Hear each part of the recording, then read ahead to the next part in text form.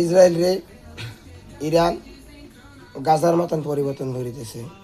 গাজা ও জেরামের বিল্ডিংয়ের ভাঙ্গাচুরা স্তূপ, ইসরায়েলেও তেমন ভাঙ্গাচুরা স্তূপ আছে, বানাইতেছে মিসাইল ক্ষেপণাস্ত্র মাঝ। আবার আমেরিকা ইসরায়েল মিলিয়া ইরানেরও অনেক ক্ষয়ক্ষতি করছে। ইরান জানতেছে আমার উপরে হামলা হবে বা যুদ্ধ কোনো একদিন করবে আমেরিকা ইসরায়েল মিলিয়া। তারাও তো পরিকল্পনা দেওয়াটা তারা করে নেছে আস্তে আস্তে 20 বছর ধরে পরিকল্পনা করে নেছে। কিন্তু বিশ্বের মধ্যপ্রাচ্য আমেরিকা বা ইউরোপেরা কেউ বুঝতে পারে না যে এত গভীরে তারা আগুয়ে যাইবে।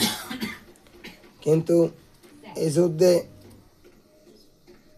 ইসরায়েল যদি শিক্ষা না হয়, তার শিক্ষা না দিতে পারলে মুসলিম বিশ্ব মিলিয়া, তাহলে আবার এই যদি বাইমাসান পিছলেই যায়, তাহলে এই মুসলিমদের জন্য ভবিষ্যতে আরও অদৃষ্ট আরও বড় দুঃখ আছে।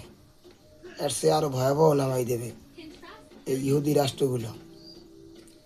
ইরান তারা সিয়ে সুন্নি কোনো দ্বন্দ্ব না, তারা মুসলমান, তারাও মুসলমান।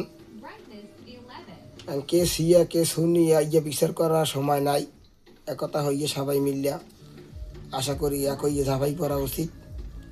আর যদি বলি আমরা বাংলাদেশিরা, আমাদের তো কিছুই নাই, আমরা পারমু নামাজ পড়িয়ে বা মনে মনে আল্লাহর কাছে দোয়া চাইতে বা আল্লাহর কাছে বলতে।